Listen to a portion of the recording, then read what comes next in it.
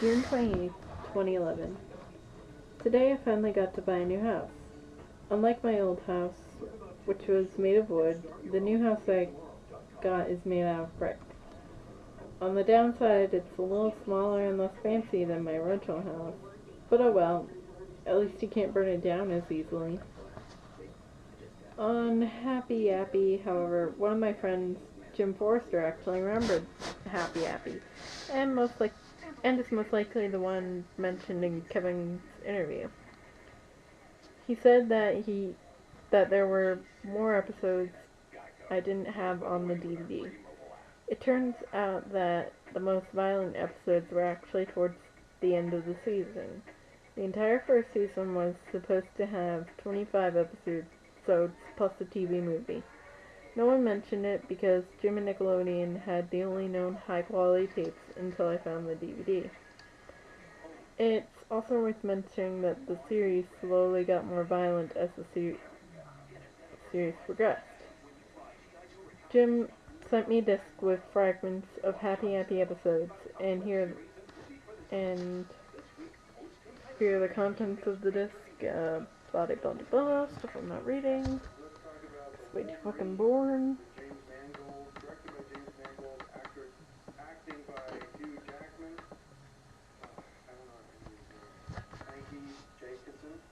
Oh, you want to know more about that encounter with that figure?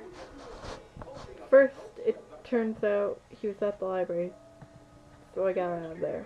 However, about Kleiner, though what I thought was Harold was actually someone else that looks like him. Secondly, I gave him a nickname. It's Forensic, which is better than calling him the figure. I didn't come up with the name, though. I found scrap paper on my desk that said Forensic. Obviously, since I have to call the figure something, I shall call him Forensic from now on. When I saw him 17 days ago, he seemed to have fingers with claws. I don't mean he had retractable claws on his fingers. His fingers looked like they were very sharp. I also got a good look at how he ran. He seemed to be hunchbacked, which means he would have been taller than he would standing up straight. I'd say about 6'9", although you could speculate that because I don't have a picture of him yet. July 14th, 2011. Today, Jim Forrester called me telling me that Tristan Ye, the man who voiced Happy and star in Freight House Screamers, had been killed today.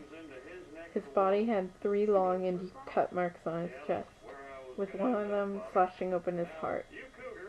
Even though the police marked it as a murder by a bladed weapon, I thought that forensic would have clawed him. However, in response, Jim said that they would need to be extremely sharp claws, because whatever the weapon was managed to put a deep cut in one of his ribs. Also, I need to research Fright House Screamers after I'm done with Happy. Sounds quite interesting. July 15th, 2011. Today, Jim Forrester gave me a DVD with 3 new episodes. According to Jim, the first one is the episode with the green fluids needle. A second being a full version of Happy Goes to School. And the last might be the second part of the Happy TV movie. I would be able to describe the episodes if it weren't for the extensive cleaning the discs need. And then he describes more episodes I don't want to read. Go to creepypasta.wiki.com/wiki/happy_appy to read it. For the Happy Wikia. Alright.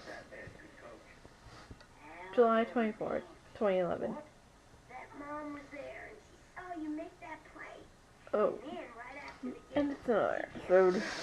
Proving.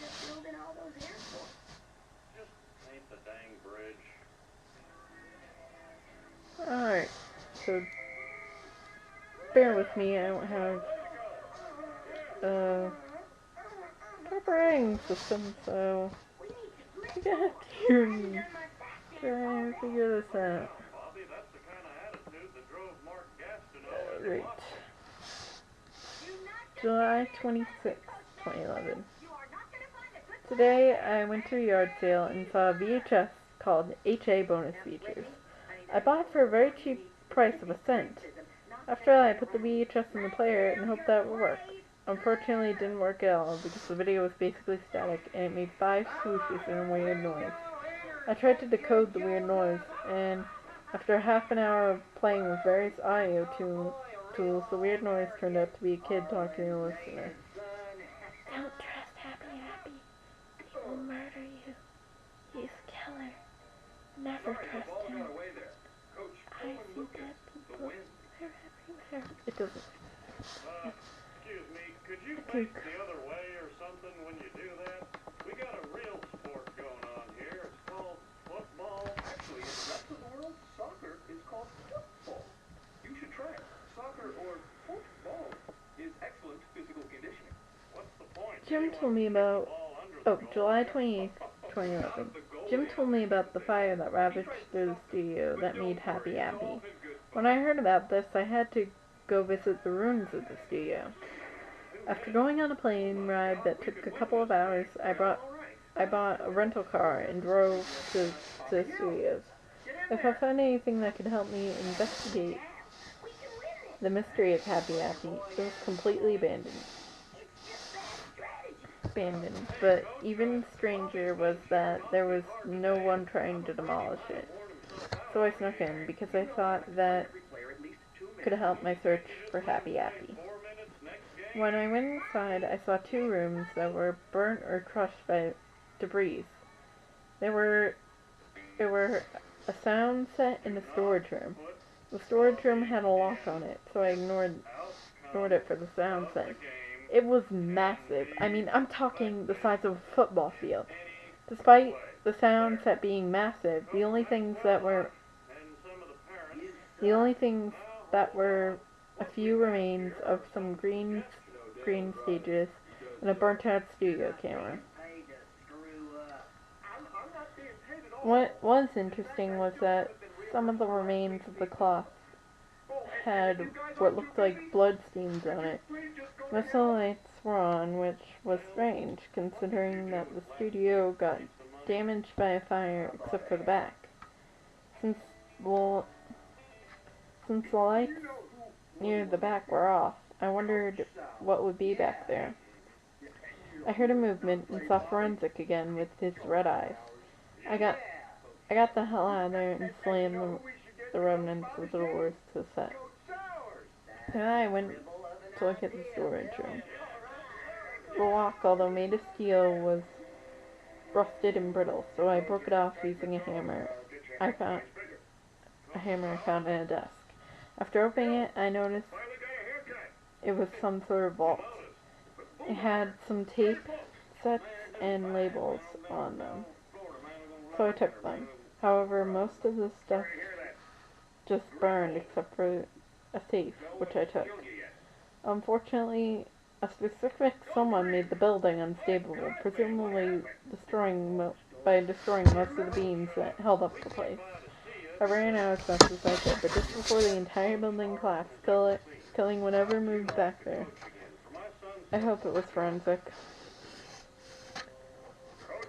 August 1st, 2011. Today I broke the lock on the safe. After opening the safe, I jumped back a bit. Inside was Happy's puppet doing the death smile. I got creeped out, but I kept him anyways. When I looked at the tapes, they were just the kid-friendly Happy Appy in a higher quality. I also apologize for delaying the opening, but I had personal things to deal with. I don't know, honey. That man could be a tough taskmaster. Let's not forget that you used to call him Sour Coat Sours. Remember? Yeah. Boy, we came up with August 2nd, 2011. On closer examination, though, the Happy Appy puppet had a few abnormalities. First off, the right hand was quite obviously reattached, which could suggest that someone accidentally ripped off Happy's hand while trying to get him to hold something. One of his eyes is darker blue than the baby blue his eyes normally was, and his leaf was broken off halfway. Finally, there was what looked like a name on the back of Happy's puppet, but it was too faded to read clearly. It also turns out that the tapes were like the Happy puppet, different from what I had thought. For Happy's vacation and Hurt Happy, the scenes with missing frames had those frames back. However, it was more interesting that the Hope poster that was in Happy's van was missing from those tapes. I guess the tapes were actually in good work print quality and not the finished product. If that's so, it doesn't explain why the tape that held Happy Goes to School had the beginning of the Towers on it. I can only guess that the Towers was originally going to be a normal episode in production, but when the show got cancelled, some asshole finished it. August 4th, 2011. Today I saw Forensic again. This time, however, I finally took a picture of him. Even though it's incredibly blurry, at least I have a photo of what he looks like. The odd thing is, unlike regular times, where Forensic has Happy's death smile on his mask, he had a frown on his mask. I wondered why he wore a frowning